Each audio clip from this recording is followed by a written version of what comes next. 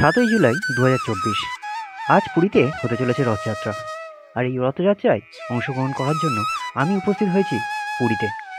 সকাল সকাল রেডি হয়ে সমুদ্রের পাড়ে গিয়ে দেখি প্রচুর ভক্তের সমাগম ঘটেছে সমুদ্রের ধার ও রাস্তার ওপর।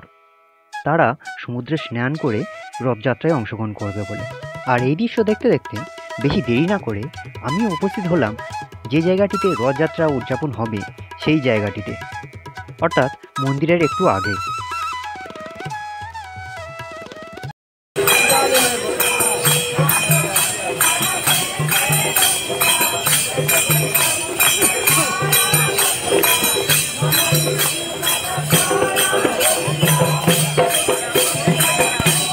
হ্যালো বন্ধুরা, আরেকটি নতুন ভিডিওতে আপনাদেরকে স্বাগত। আমার চ্যানেল ট্রাভেল রিভিউ আছে। আজ পুরীতে রথযাত্রা, সেই উদ্দেশ্যেই আমি উপস্থিত হয়েছি পুরীর মন্দিরের ঠিক সামনে। আর আমার পিছনেই আছে পুরীর সেই বিখ্যাত রথগুলো, অর্থাৎ জগন্নাথ দেবের রথ, সুভদ্রা দেবীর রথ ও বলরাম দেবের রথ।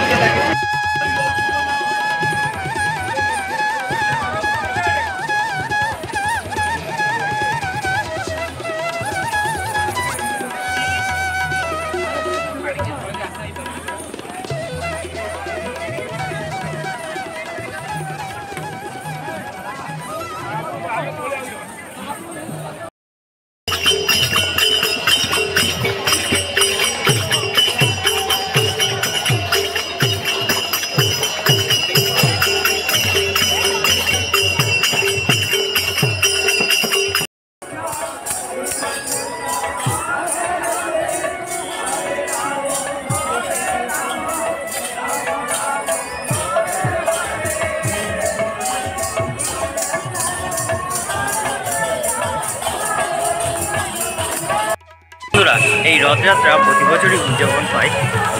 এবছর 2024 সালে রথযাত্রা পড়েছে 7ই জুলাই, অর্থাৎ রবিবার। আর সেই রবিবারই আপনারা দেখতে পাচ্ছেন এই রথযাত্রা কিছু চিত্র।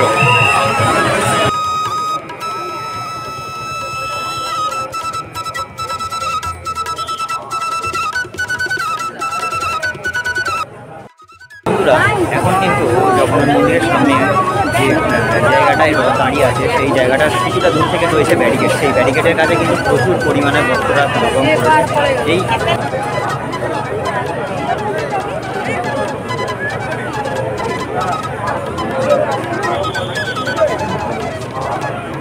আর এখানে ভক্তদের আনন্দটা চোখে পড়ার মতো, এখানে ভাইবটাই আলাদা, কারণ এটা হচ্ছে বিশ্বের সর্ববৃহৎ রথযাত্রা। আর এই রথযাত্রা অনুষ্ঠিত হচ্ছে পুরী জগন্নাথ।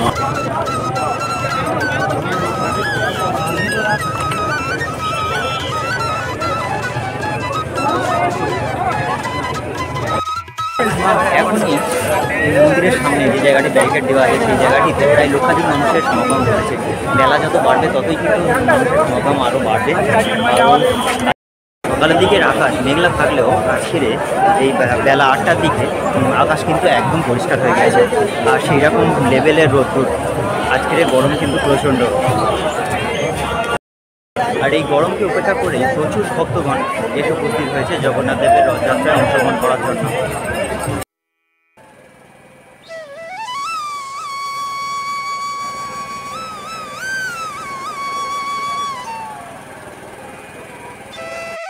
বন্ধুরা, ভক্ত যেরকম ভগবানকে ছাড়া থাকতে পারেন না, তেমনই ভগবানও কিন্তু ভক্তদের ছাড়া থাকতে পারেন না। তাই দীর্ঘ 15 দিন ভগবান কিন্তু একা একা মন্দিরের মধ্যে রয়েছে। তাই আজকের দিনে এই রথযাত্রার দিনে জগন্নাথ দেব কিন্তু সেই ভক্তদের মাঝে এসে উপস্থিত হবেন।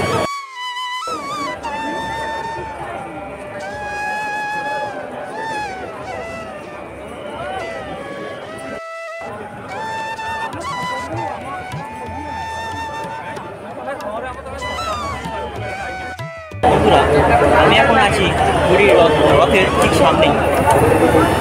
জগন্নাথ দেব এখনো পর্যন্ত তার প্রাসাদ থেকে মন্দির ছেড়ে রথে বিরাজমান হননি। প্রায় লক্ষ লক্ষ মানুষ এসে জমায়েত হয়েছে এই রথযাত্রায় রথের সামনে। এখন এখন শুধু অপেক্ষা রথযাত্রা কখন চালু হয় এবং জগন্নাথ দেব কখন বাইরে আসেন তারই।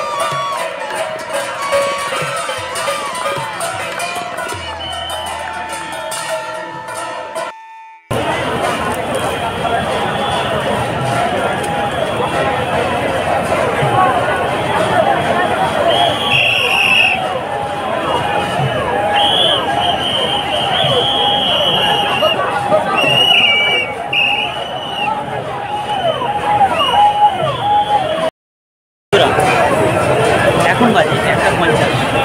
বলরাম ও সুভদ্রা দেবী দুজনেই রথে বিরাজমান হয়ে গিয়েছেন। এবারে বাকি থাকছে শ্রী জগন্নাথ দেব। শ্রী জগন্নাথ দেবও রথে বিরাজমান হচ্ছে। এই দেখুন তার শীর্ষ।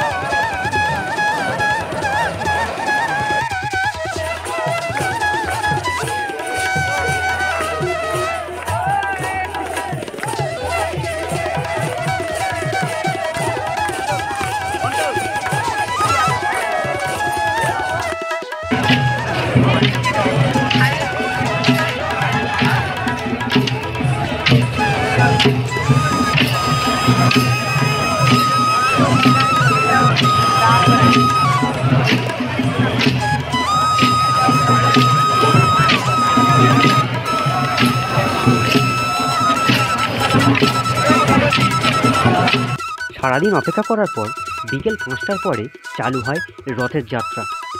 প্রথমত রথ চালু হয় বলরাম দেবের রথ। বলরাম দেবের রথ প্রায় 200 মিটার পর্যন্ত টানা হয় আগে। তারপরেই চালু হয় সুভদ্রা দেবীর রথে। তিনিও আসেন প্রায় 100 মিটার পর্যন্ত। তারপর টানা হয় শ্রী জগন্নাথ দেবের রথ। তিনিও আসেন সামান্য একটু, বলা যায় 10 থেকে 15 পা। এই রথযাত্রা চলতে চলতে সময় হয়ে যায় সন্ধ্যে 7টা।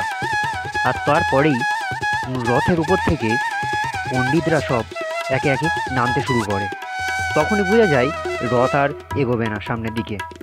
আজকের পর্যন্ত ওই রথের ইতি ওখানেই, মানে ওখানে পর্যন্ত রথ আজকে পর্যন্ত থেমে থাকবে। বিগত 53 বছর পর এবছর সেই লগ্ন আবার ফিরে এসছে, যে লগ্নে রথযাত্রা অনুষ্ঠিত হবে দুবার, অর্থাৎ দুদিন। তারই পরের দিন আবার সেখান থেকেই পুনর্যাত্রা শুরু হবে একদম গুন্ডিচা দেবীর মন্দির পর্যন্ত। বলা হয় গুন্ডিচা দেবী জগন্নাথ দেবের মাসি, আর সেই কারণেই জগন্নাথ দেব সেখানেই থাকবেন বিগত 15 দিন।